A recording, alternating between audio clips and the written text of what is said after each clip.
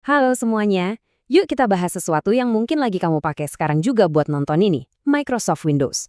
Dalam beberapa menit ke depan, kita bakal telusuri perjalanan panjangnya, hampir 40 tahun.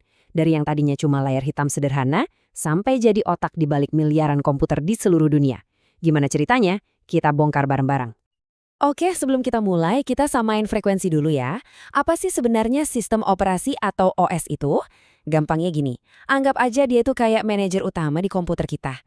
Dia yang ngatur semuanya, mulai dari memori, file, hardware. Pokoknya dia jadi jembatan antara kita, si pengguna, dengan mesin komputer. Nah, di panggung inilah Windows nanti bakal beraksi. Jadi, ini nih pertanyaan besarnya. Gimana ceritanya sebuah program yang awalnya cuma casing grafis buat sistem yang isinya ketak-ketik doang bisa berevolusi jadi OS yang paling dominan di planet ini? Ini yang bakal kita telusuri bareng. Oke, perjalanan kita nanti akan dibagi jadi beberapa babak penting. Kita mulai dari kelahirannya di atas MS-DOS, terus kita lihat ledakan popularitasnya pas zaman Windows 95, lalu perjalanannya yang sempat pecah jadi dua jalur, sampai ke zaman keemasannya, dan era modern yang terus berubah sampai sekarang. Oke, kita mulai dari akarnya. Era di mana Windows itu bahkan belum jadi sistem operasi yang mandiri. Ini adalah fondasi dari semua yang kita kenal sekarang. Nah, lini masa ini bakal jadi peta kita.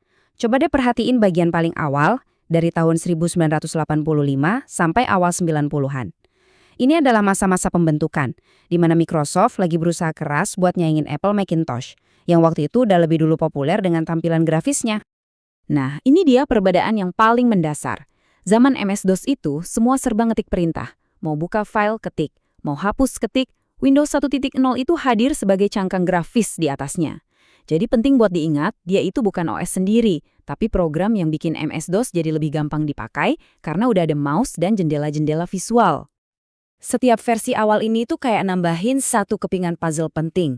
Windows 1.0 ngasih kita aplikasi dasar yang bahkan sampai sekarang masih ada. Versi 2.0 bikin konsep multitasking jadi lebih nyata karena jendelanya bisa tumpuk-tumpukan. Tapi, baru di Windows 3.0 dunia bisnis bener-bener ngelirik. Puncaknya 3.11 membuka gerbang ke dunia jaringan komputer. Sekarang kita lompat ke tahun yang benar-benar mengubah peta permainan komputasi personal. Tahun yang melahirkan bukan cuma sebuah produk, tapi sebuah fenomena budaya global. Tahun 1995 itu titik baliknya. Peluncuran Windows 95 itu bukan sekedar update software biasa. Ini tuh sebuah peristiwa global yang sukses membawa komputer dari yang tadinya cuma buat kalangan teknisi masuk ke ruang keluarga di seluruh dunia. Apa sih yang bikin dia begitu revolusioner?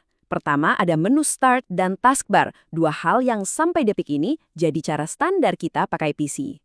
Terus ada plug and play yang bikin pasang hardware jadi jauh lebih gampang. Dulu itu mimpi buruk loh. Dan yang paling penting, ini pertama kalinya internet diintegrasikan langsung ke OS. Pas banget di saat dunia online baru mau meledak. Microsoft waktu itu promosinya gila-gilaan. Mereka sampai bayar band legendaris Rolling Stones buat lagu Start Me Up, ngajak bintang serial Friends buat bikin video tutorial, bahkan nginarin gedung Empire State Building pakai warna Windows. Orang-orang rela antre berjam-jam di toko, sesuatu yang belum pernah terjadi sebelumnya buat sebuah software.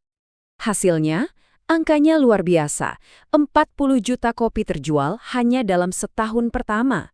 Ini bukan cuma rekor penjualan, tapi ini momen yang mengukuhkan dominasi total Microsoft di pasar dan menjadikan Bill Gates wajah dari revolusi PC.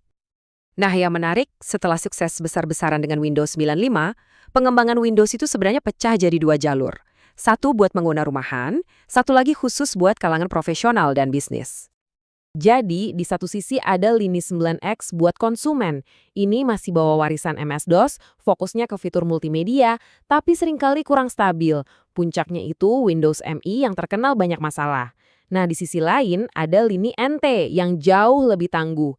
Dibuat dari nol buat stabilitas dan keamanan, targetnya perusahaan dan server, dengan Windows 2000 yang sangat dihormati. Jadi, Microsoft punya PR besar. Gimana caranya nyatuin kedua jalur ini? Mereka butuh OS yang ramah buat pengguna biasa, tapi harus sekokoh OS untuk bisnis. Misi inilah yang akhirnya melahirkan era keemasan Windows. Di tahun 2001, lahirlah Windows XP. Wah, Ini adalah sebuah mahakarya pada masanya.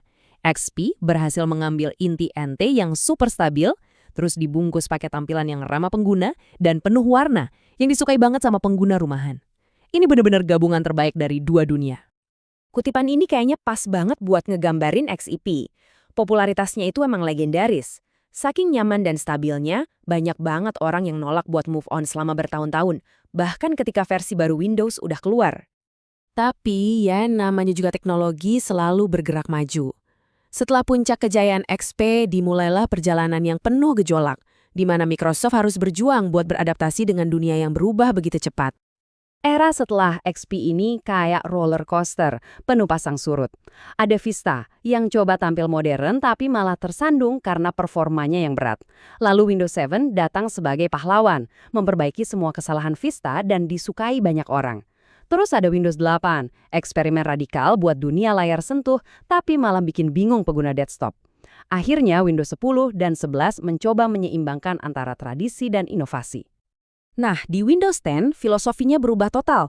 Bukan lagi soal rilis besar-besaran tiap beberapa tahun, tapi jadi Windows sebagai layanan. Satu OS yang terus diupdate secara berkala.